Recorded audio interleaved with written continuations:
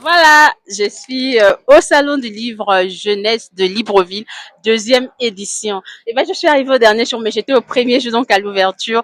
Et aujourd'hui, je vous emmène avec moi à la découverte de quelques plumes, de quelques éditeurs, auteurs et lecteurs. On va essayer de discuter avec eux, de partager leur expérience durant ce Salon du livre de jeunesse. Allez, suivez-moi, on va ensemble.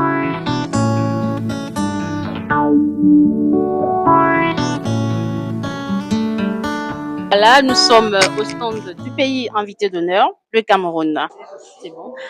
Coucou Zéna, Coucou. ça va? Très bien, et toi? Alors, dernier jour Oui. pour le salon du livre de jeunesse. Expérience, on retient quoi de ce moment? Que Libreville est très belle. D'accord. Que malgré la chaleur, elle est très belle. Elle Oui. m'a fait penser à Douala. J'ai été très ravie et bien accueillie par les Gabonais et les Gabonaises. J'ai été enrichie par cette expérience au salon du livre. C'est mon premier salon d'ailleurs à l'international avec mon roman.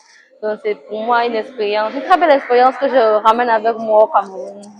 Dans le roman, Les rêves brisés de Badou raconte les péripéties d'un étudiant camerounais qui, après avoir eu son bac, s'inscrit à l'université de Yaoundé SOA. Là-bas, il peut étudier, réussir à sa sortie, devenir quelqu'un de la société.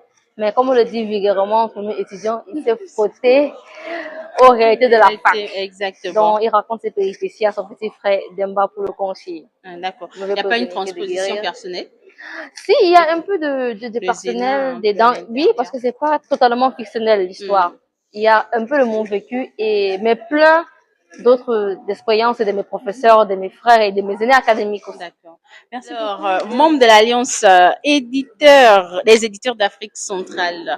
Donc, on est au stand des éditions Akoma Mba. Exactement. J'espère que vous allez bien. Très Alors, bien. ça va le Gabon? Très bien. Vous Très plaisez? bien. Oui, bien sûr. Ok. Je pense que je vais revenir de temps en temps. Ah, c'est super. En tout cas, on est là. On sera toujours ravis de vos rencontres. De vous revoir, bien sûr. Merci. Alors, dernier jour, l'expérience, ça va? Ça a été? Une très grande expérience. Ce moment de rencontre, des gens professionnels du livre. Aussi des thèmes très enrichissants. Des tables rondes et puis de partage d'expérience qui sera bénéfique pour nous et puis pour nos auteurs aussi, je le pense bien. Et aussi une occasion de présenter ce que nous faisons depuis le Cameroun, ici au Gabon. Et on était très heureux de retrouver des publics de qualité qui aiment vraiment, qui cherchent vraiment à savoir de quoi est-ce qu'il s'agit. Et on espère que ça va suivre après. Donc, on a laissé les cas de visite, donc ceux qui peuvent, ils appellent depuis le Cameroun et que ces échanges-là continuent. D'accord. C'est notre vœu en tout cas. Super. Comment c'est le plus vieux éditeur de livres jeunesse en Afrique centrale depuis 32 ans, qui publie des auteurs du Cameroun et au-delà.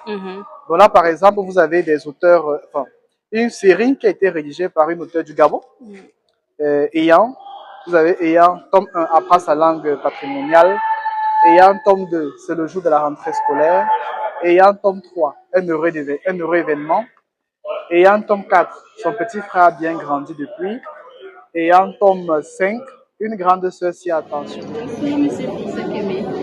Bonjour, j'espère que vous allez bien. Ça se passe bien, salon du livre de jeunesse? Oui, depuis que nous sommes là, depuis lundi, on a commencé mardi, ça va. C'est le salon de livre de jeunesse, il y a beaucoup d'animation, n'est-ce pas? Et c'est vrai que nous, on a des livres qui touchent un peu, une classe un peu plus âgée, mais ça va. Et les gens passent, c'est intéressant. Mais oui, Dialé, c'est 2010, n'est-ce pas, que nous commençons à sortir, voilà, dès qu'il le premier ouvrage. Voilà, après, Mystery on va suivre. Voilà. Moi aussi, je l'aime beaucoup. Après, nous aurons Mounial, qui va devenir les impatients. Voilà. Et c'est là où les choses vont changer, n'est-ce pas? Parce que Mounial va gagner le prix de la presse panafricaine, le prix orange du livre en Afrique. Et là, Mounial va se trouver un nouveau public avec un nouveau nom. Il va devenir les impatients. Voilà. Donc, juste après, la collaboration est très bonne, n'est-ce pas? Parce que je suis l'éditeur un peu pour l'Afrique et le Cameroun. Bon, il y en a d'autres éditeurs à l'étranger. C'est pas un choix, c'est parce que nous avions un auteur, n'est-ce pas? Voilà, nous avions notre auteur phare, et lorsqu'elle se déplace, il fallait donner la priorité à ces ouvrages, n'est-ce pas? Voilà. Sinon, Proximité, nous existons depuis 2002 avec un catalogue de plus de 250 titres. D'accord. Vous comprenez que, voilà, on avait Djali qui était la méga star, qui était là, voilà, surtout qui était présente, n'est-ce pas? Exactement. Voilà, c'est la loi du métier. Quand on donne un auteur présent, on prend presque tous ses livres, c'est ça. Donc, est-ce que le marché du livre au Cameroun est un peu difficile comme au Gabon? C'est-à-dire au niveau de la promotion, l'accès aux ouvrages, la réception du livre auprès du public? Tout à fait. Ce sont les mêmes problèmes dans les pays africains parce que nous souffrons de l'absence de lecture, n'est-ce pas? C'est pour ça que les initiatives comme le Salon du livre jeunesse, ça permet de former une nouvelle génération de lecteurs, n'est-ce pas? Parce que, bon, on dit les gens ne lisent pas beaucoup, c'est vrai. Mais à la fois aussi, la presse, c'est bien que vous soyez dans une émission, que vous fassiez des émissions qui parlent du livre, n'est-ce pas?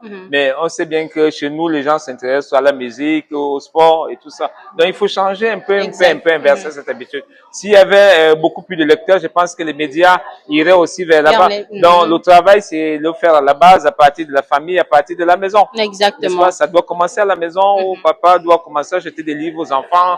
Lui-même, il doit prendre les habitudes de lire parce que les enfants copient vite, hein, n'est-ce pas? Oui. Voilà. Donc, c'est pour ça qu'il faut saluer des initiatives comme celle-ci. On ne peut pas changer les choses d'un coup de baguette magique, n'est-ce pas? C'est pas possible. Merci beaucoup.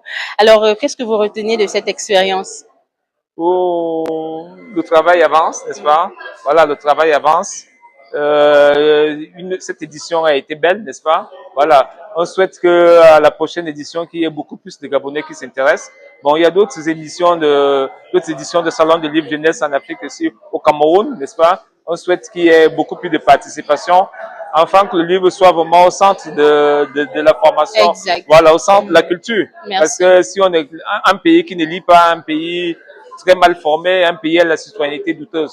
Donc, le livre participe au développement. Le livre est un outil de développement. Voilà, ben, c'est simple. Il nous fait parvenir le manuscrit, n'est-ce pas? S'il vit au Gabon, il y a nos contacts là, n'est-ce pas? Il nous fait parvenir le manuscrit et notre comité lui propose un contrat.